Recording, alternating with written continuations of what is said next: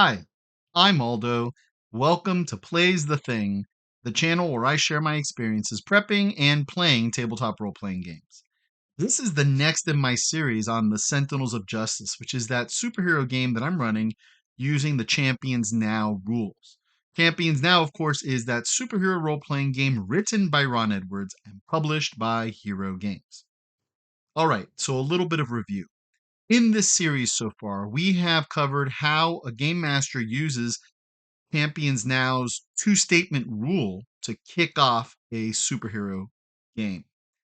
Secondly, we've seen how players use three corner sheets to respond to the two statements and brainstorm a character that they then present to the game master as a gift.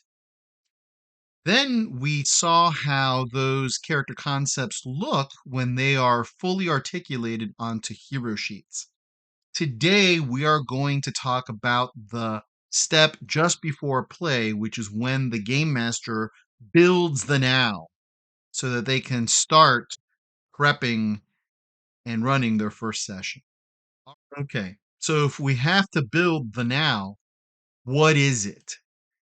The now in Champions Now refers very specifically to the current context of play, the situation that the heroes and villains and everything else in the moment find themselves in and ready to act, right? That is the now in Champions Now. But the now also has a secondary meaning, sort of, which is what I'm talking about here, which is that it is a document that is prepared by the game master and then used by the game master to generate play in Champions Now. So, what should that play look like? Well, one of the things that I really love about this game is that the rules are constantly referencing the source material that inspired it, right? And so when Ron reflects on what play should look like, he says that we should take our cues from superhero comic books and the comics industry as it was producing superhero comic books back in the day.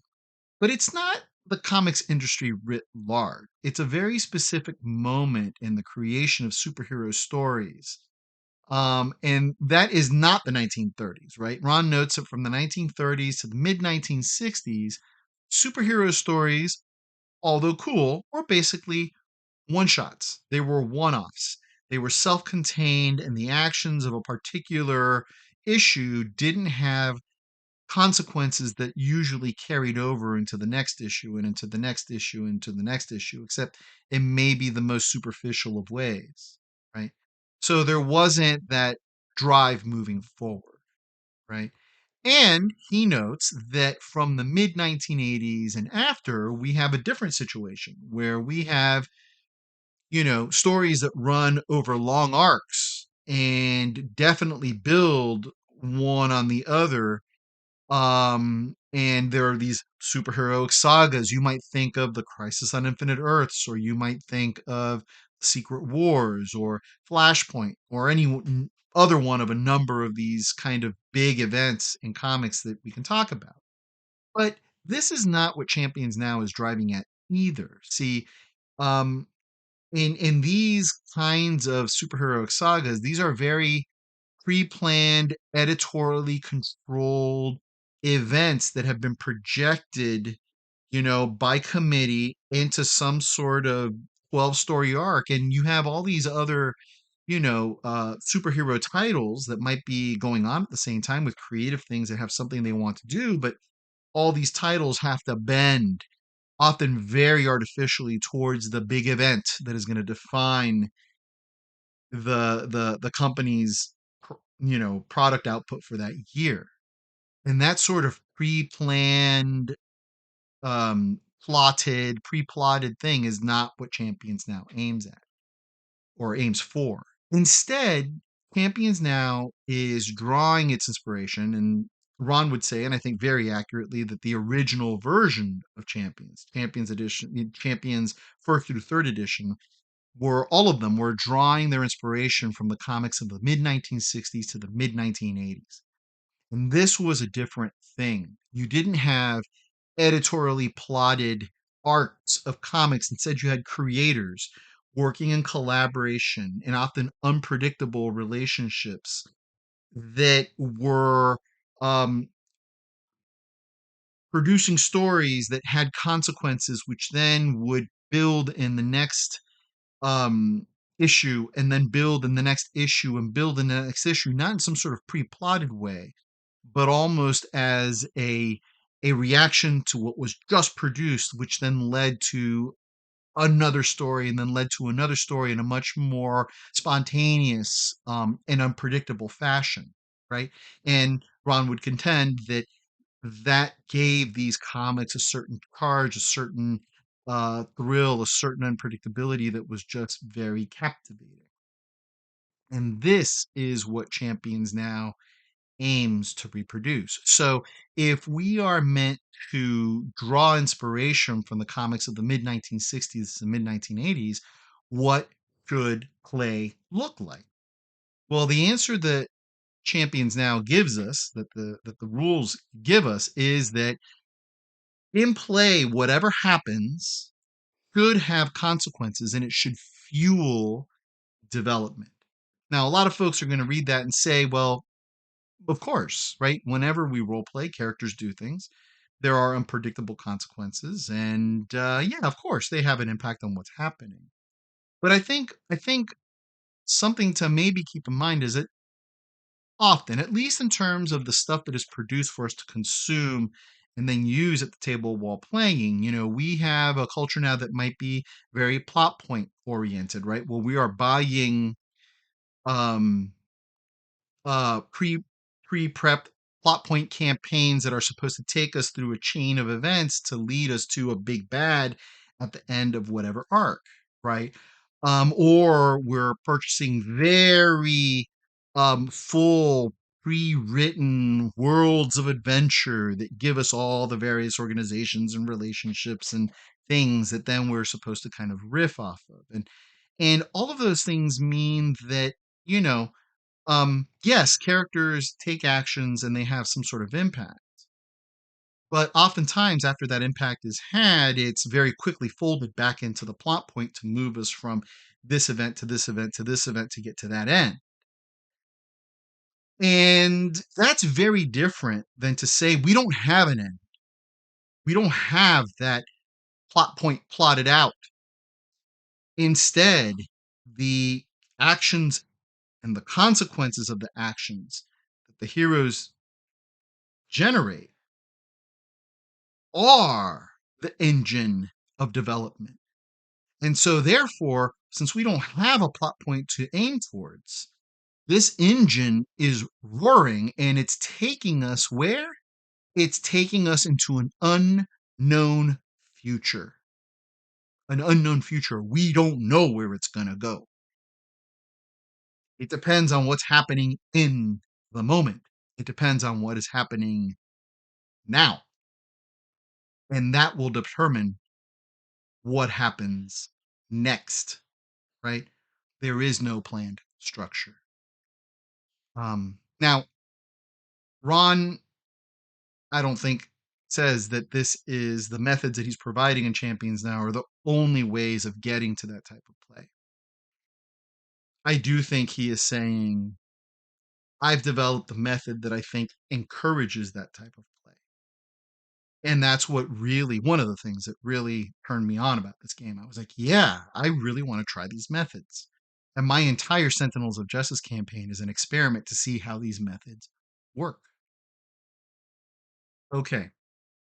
So I've told you that we have to build a now, and I've told you what the now is supposed to, what kind of play the now is supposed to generate. But now, in very practical terms, how do we build the now? Well, it's actually very easy. To create this document that we call the now, which we use in play, we really just start with cast outlines, right? I have a cast of characters, of heroes in my superhero title, the Sentinels of Justice. You've met them if you watched the previous videos. They are Justicar, Major Shocker, Silver Spectre, and Spitfire, right? Those are the four heroes for the four players that are playing in my game. And so what I'm going to do to start crafting the now is start with their hero sheets. And I'm going to create a document that one page. This document will have one page for each of these characters. And I'll put their name at the top. So right, both their code name and their, their given names, their characters' given names.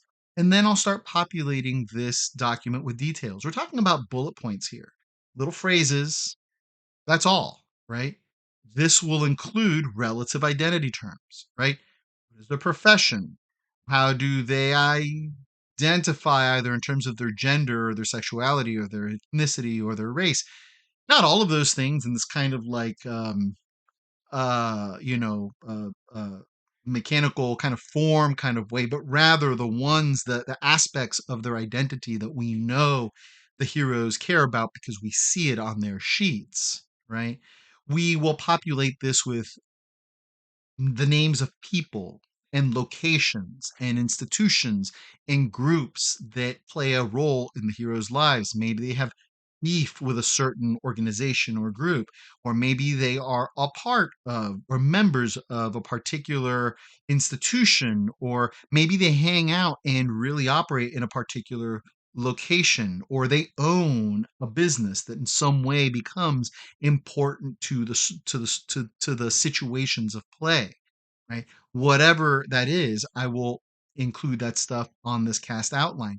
I will write down things about their personalities, their goals, their drives, their personality quirks, again, the things that are on the situations page that could be important for play, the things I know that the players care about, with regards to their heroes, right? And again, the hero sheets are going to serve as the best guide for what should be going into these outlines for each of the characters, right?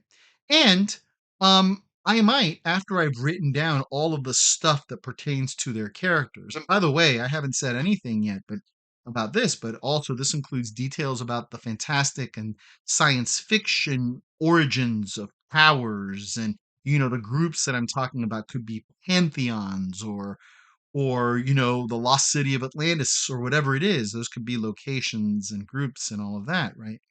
But once I'm done working with the hero sheets, I will add a few of my own items.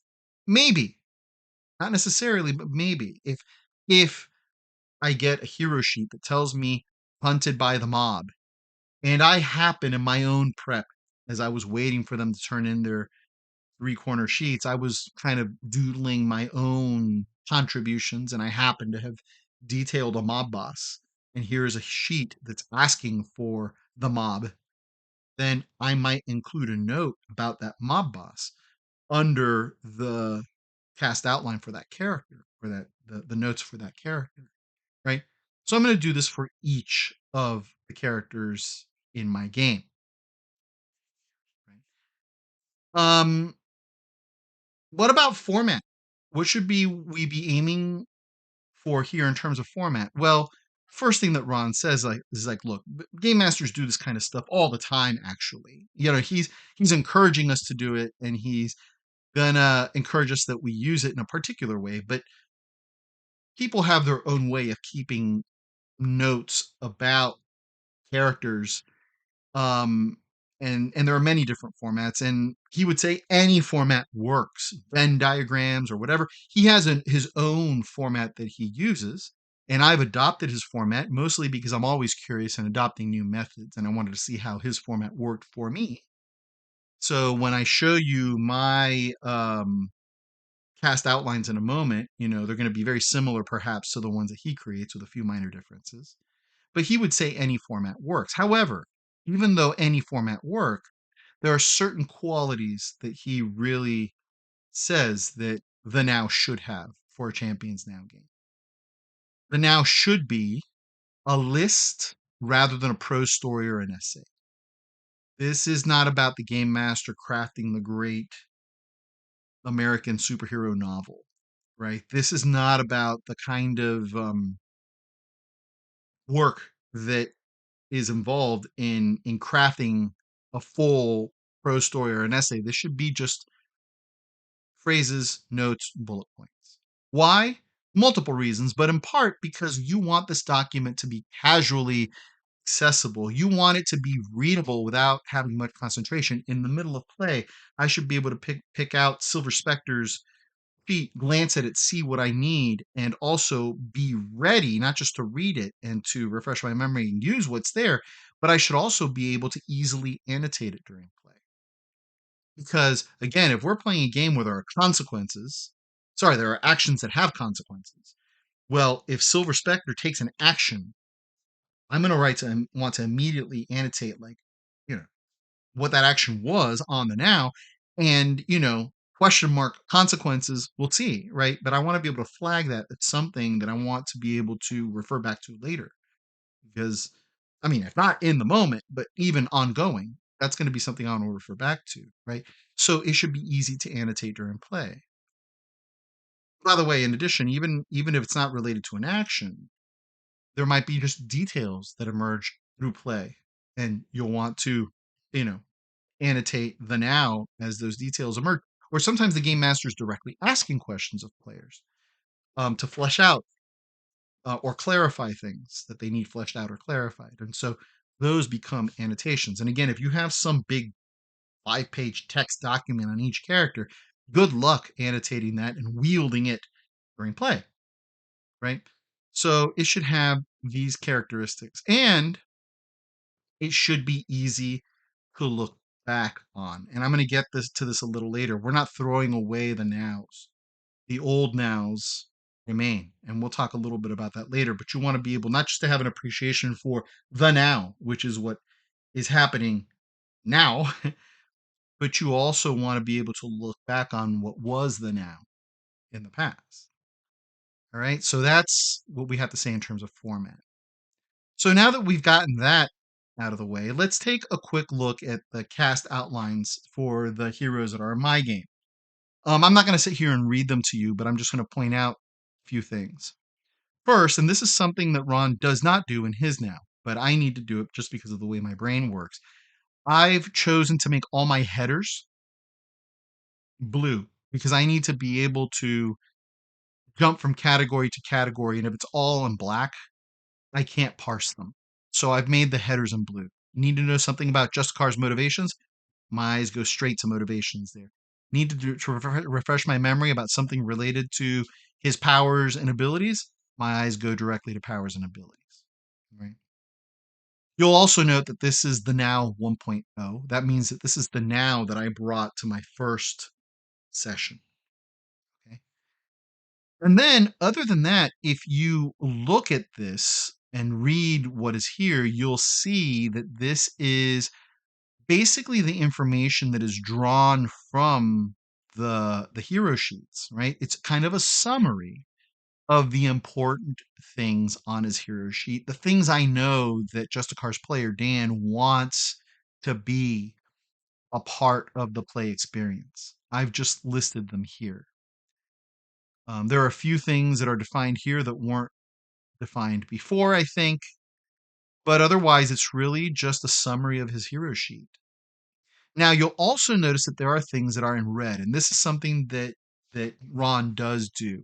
If it's red on his now, then it's a question he wants to ask the player during play. It's something he could ask it before play. I don't have a lot of contact with most of my players before play. So these are things that I'm going to be asking in the session. And you'll see by the things that I have here that there are a lot about these characters that are not defined. And really in session 1, I'm a little bit on a fishing expedition. I have a lot of red on here because during that first session, I'm going to be asking questions to get details that I might be able to build on later. I might be asking them to give me attitudes that they have so I know how to build on them later. Now, there's one thing that does not appear on Justicar's The Now or a page on The Now, and that is that you don't see anything in bold except for his name, which doesn't count. But there's nothing bolded. And the thing is, when Ron, and this is something that Ron does, and again, I borrowed it from his method. When Ron has something about the hero that he knows he's going to activate, prod, act on, it's going to be in play in that session, no doubt about it, he will bold it. So when he comes with this document into the session, or when I come into the document with this document, when I come into the session with this document, the things that are bolded are the things that I know I'm bringing up. They're happening, right? So that's a little bit of a guide. You see that here I don't have anything for Justicar. I was poking at any of his situations or anything like that. So let's turn to the next character here, which is Major Shocker. Again, you'll see a shorter the now and a lot of red on here, including like his real name. Like there were many details about Major Shocker that I didn't know before we started playing, and a lot of that had to do with the fact that Mike was moving while we were setting up this campaign. He didn't have time to dedicate to a lot of this stuff. And I almost delayed the campaign because I was like, I have to nail down all these details. I can't start playing if I don't know what Major Shocker's real name is. There's so much I don't know about his situation. And then, having conversations with Ron and with others, like, stop trying to nail down all the little things. You don't need all the little details. Heck, sometimes you read a superhero book, especially back in the day, you'd read a superhero book and the dude would just be whoever he was wearing the mask, and you wouldn't know who the guy was until 3 issues later when he'd pull off his mask and say, I'm this dude. Okay. So why not do the same thing here? Right? When Major Shocker shows up, he's Major Shocker. He's going to be doing some stuff. And then we'll figure it out. Now, as it turns out, Mike came to the session saying, I got it all figured out. Here's his name and here are the name of his other characters. And so I annotated the now, right? When he gave me those details, I was like, thank you very much. That's very helpful. Sketched it all out. But again, just like Just a Car, all of this comes from a sheet. There's a lot here that's undefined. There's a lot of red questions that I want to ask. There's nothing in bold. Right? Let's turn to the next character. Here she is, the Silver Spectre. Again, some red, a lot of red, but you'll note here that I've made a decision about what we're going to act on session one. Because over here under Foe's Face, you see Hunted, the Silver Legion, right? I've bolded essentially her her hunted. She's been after the Silver Legion for a while, and they are after her too. When we established at the beginning of the campaign, I established in the first session, I'm getting a little ahead of myself, but I established in the first session that she had the upper hand in recent months, right? In this duel between her and this organization. But I have a note here. See the plot, and that's the wrong word. I should have said see the situation below. While this particular situation is less of a hunting dynamic, it involves the Silver Legion at least. And maybe the newcomer, the Silver Ranger, doesn't take what the New York Silver shirts have told him about Silver Spectre, right? Now, there's a villain here, the Silver Ranger. I have a page of the now dedicated to him. It's actually not a page. It's like just a small entry. The villains don't have as detailed information as the heroes do, but there's just a little small entry. But there, I talk about what he's doing, why he's doing that, how he's positioned. So he, on his now, has an entry that's pointing back at the Silver Spectre, right? And so that is the situation that I'm going to be activating during play. Now, I told myself before we started this session that I want to make sure that I have 4 characters. So every session, I want to be poking at least one new thing for one different character every time. So I started off with Silver Spectre. I'm like, I'm activating your hunted here. I'm going to work with your hunted here. We're going to play with that situation. So in a sense, her situation is highlighted in this episode, and the other characters kind of like coming with her because they're part of a team. You'll notice that I didn't highlight anything else for any of the other characters. So, but I'm at least highlighting her, which means that when we get to session 2, I will be highlighting something else on somebody else's sheet. It doesn't mean the Silver Legion goes away. That ball's already in play. But session 2, maybe I will work with something on Justicar's sheet or something on Spitfire's sheet, right? So at the end of session 2, I'll know that I have at least 2 balls up in the air in terms of the campaign. terms of the game. And then session 3, I'll activate something or work with something on somebody else's sheet. And now we'll have 3 balls in the air. So by the end of the 4th session, every hero is guaranteed to have at least one thing up in the air. And of course, it's sometimes more than that, right? Like I might get to a session where we get 2 balls going for 2 separate characters, if you will, right? So all of these things are moving. There are actions that are taking place. There are consequences that are happening. But I really want to see if maybe after 4 sessions, we'll have something of everybody's character sheets in play or hero sheets in play. And then maybe sessions 5, 6, 7, and 8 will get at everything else on their situations page in play. And if by 8 sessions we see that some things are not in play, we can start asking questions about, like, will they ever be in play, or have the characters developed in the now in such a way that those things they never manifested but other things did, and so we need to alter the sheets to account for the way the characters are now, right? So so there you go. This is a fluid and developing process, but it's guided by what's on the now, which is built upon what are on the heroes sheets. Right? And then the last character here, Spitfire, again, just like Just the Car and Major Shocker, I have some red to ask some questions, but I wasn't poking anything on her sheet in particular. So she'll probably get some attention next adventure or the one after that, or next session or the one after that. Okay. So anyway, that's what my now looks like. Again, if I compared this to Ron's the now, there are a couple of things. First, you'll notice that each of these cast outlines has all the same categories: the person, motivations, family and friends, powers and abilities, foes faced. Ron's version of the now is not nearly as rigid as that, or as, structured as that. His is a little bit more free flowing in terms of the categories that he's using. I'm not sure that these categories are the only ones that I need. There might be things that I need to add to this document that don't fit into any of those categories. There might be some of these categories that maybe I don't need. I don't know. But I think that maybe at most what I will do is I'll create another category called just miscellaneous, where I can dump things don't fit into any of the other categories. But again, my mind is a little bit, it's just the way my mind works. I like to have all those categories, so that's the way my the now looks.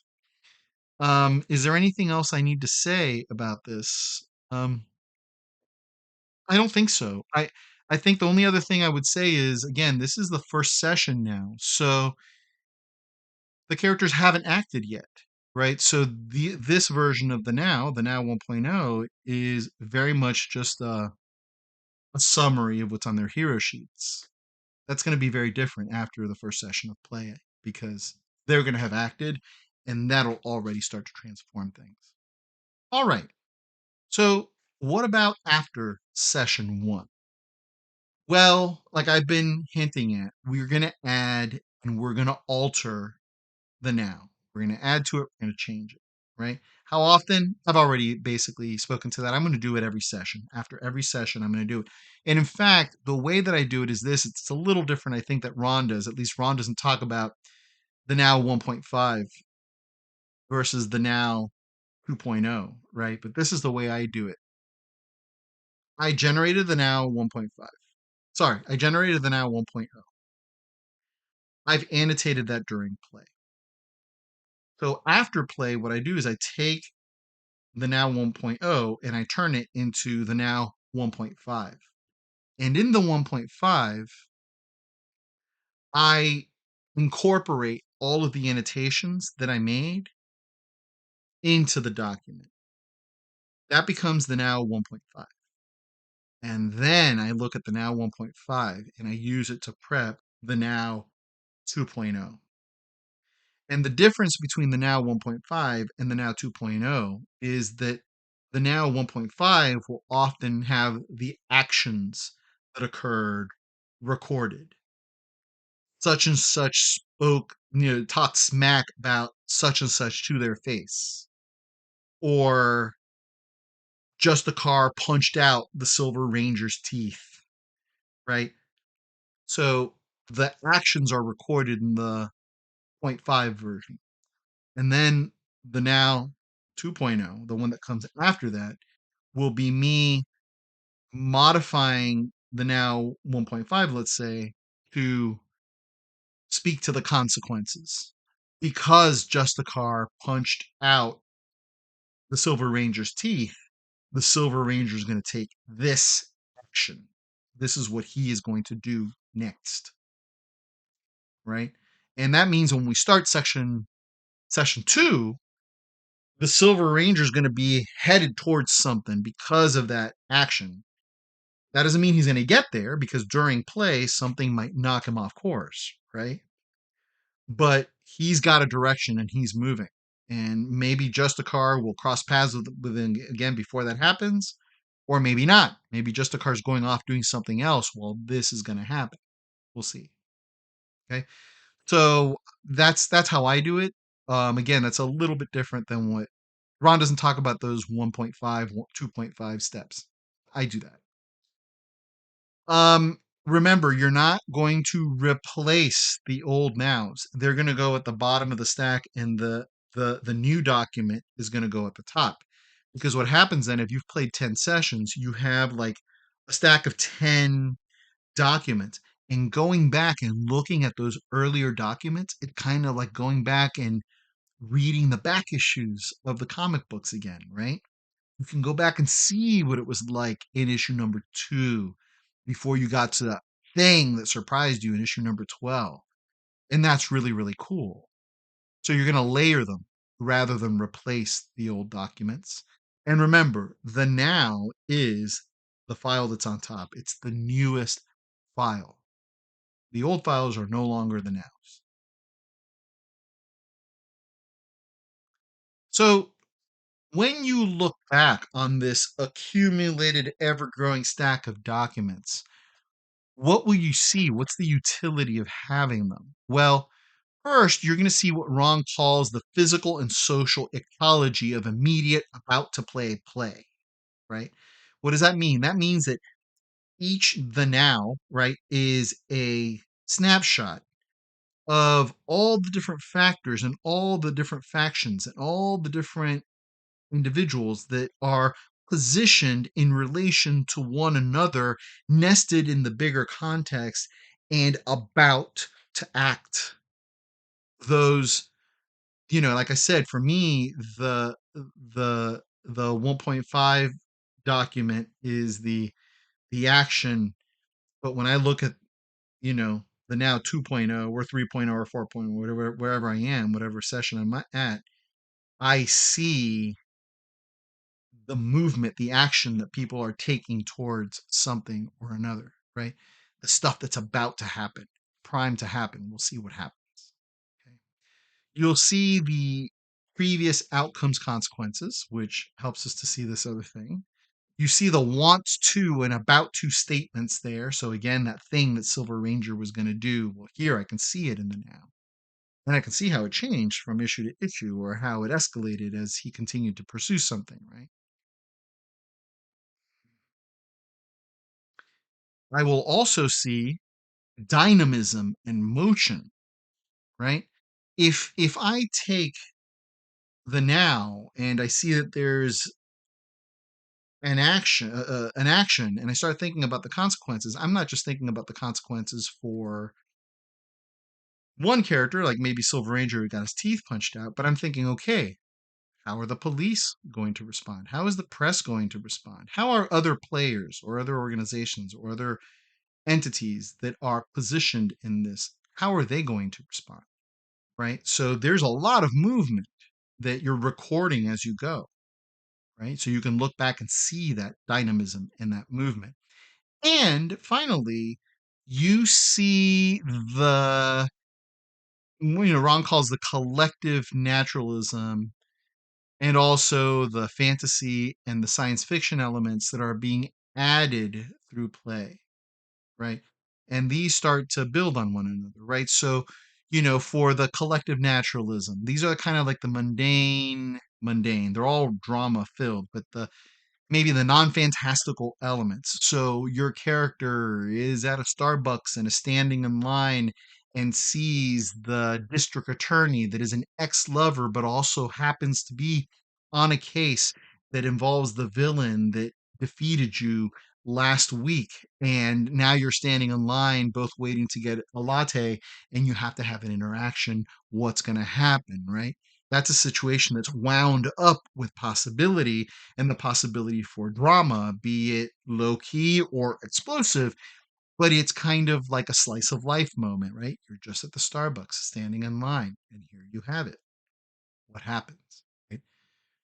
So that's what I think of as the collective naturalism, right? I don't know if that's exactly what Ron meant, but that's how I'm interpreting that term. And again, everybody's contributing to that in their own distinct ways, right? But you also have a buildup of all of the science fiction and fantasy elements that people are throwing in, with the game master, but players as well. With the introduction of every new villain, there's a new layer of this that's added, right? So maybe it's a new gadget invented by this character, or maybe it's a detail about how um, Justicar's powers work, or maybe it's a new villain that came in with a weird power origin that suggests that there's something else that exists in this world that we had not thought of prior. But from issue to issue, those kinds of details accumulate and build up, and you start to generate something really special. So, what is the promise of the now? In addition to everything else that I've mentioned, like, you know, hero centered development that leads us to an unpredictable and therefore very exciting future, the now also promises to that a setting will emerge without the baggage of world building, right? I was just speaking to that. All of this accumulation that happens of both naturalistic elements and science fiction elements and fantasy elements and orientations of you know of of situational orientation and um shifts in priorities and all of this that is accumulating, right, will very quickly generate a world that is not only rich and full and robust, but relevant to the players who helped and the heroes who helped generate it, right? That's very different than sitting down to play a superhero game and dropping a fully realized setting on the players and saying, here's where you live. And these are the entities that are laid out. And this is how it works. And yeah, by the way, if you have any questions, I'll go off on a 10-minute explanation about this organization or that hero who fought in World War II and et cetera, et cetera, et cetera. Right? So setting will emerge without the baggage of world building. And by the way, I've done my share of world building. I published the Superverse, which was a supplement for 5 different games. Pretty proud of that because, it took a lot to put that together. And I finished, and I feel accomplished by it. And there are things in it that I like, but that doesn't mean that as a guy who's done his fair share of world building, I can't enjoy the prospect of what this game is offering, which is different from what other games have offered me. And then another way of maybe saying the same thing, and I think this is just a neat way of saying it, is that the noun of a world, right? The thing that is the world, the heroes inhabit and act in, will be created through the repeated outcomes of verb. In other words, the repeated consequences of actions, right? That is a living, breathing, moving, action packed, unpredictable thing that I just am really excited by. So there you have it. That is about just about everything that I have to say about the now. I've told you what it is. I've told you how you build it. I've told you what it promises to do. Um, and I've shown you parts of mine. I haven't shown you the villain outlines and some of the other institutional outlines that I have as part of the now for the first session. And I didn't show those to you because I think I have some players that might watch this, and I would rather keep some of that stuff, you know, hidden, right, for purposes of revealing it in play. But suffice to say that I'm very excited by this experiment because that's what this campaign in is. The Sentinels of Justice is a campaign to see how this method will work for me, what the style of play feels like, and whether I can pull it off, right? So I'm testing myself, I'm testing the system, and I'm really anxious to see where it takes me. Um, so we are now ready to actually start talking about how play went. So my next video, which will probably come out next week at the top of next week, is going to be a play report on session one. And then I have two more sessions to report on after that. And then we'll see where when we get to session four. Because, you know, my friend Dan, who is the player for the character Justicar, just had a major operation. Few not this past Saturday, but the Saturday before that, he had a liver transplant. Dude's my one of my he's my oldest friend. Guy had a liver transplant 2 weeks ago, so he's recovering. He's doing very, very well. He's recovering, but so it might take us a little bit to get the Sentinels of Justice in for their next installment, for their next issue, right, of their comic. But I can't wait for that to happen. But anyway, it's in part because I started this panel when Dan was angling towards the operation that I have my little sign off here. So thank again for sticking around to the end if you did that. And again, I wish you all good health. I wish you all good cheer, and I wish you all good gaming. So goodbye.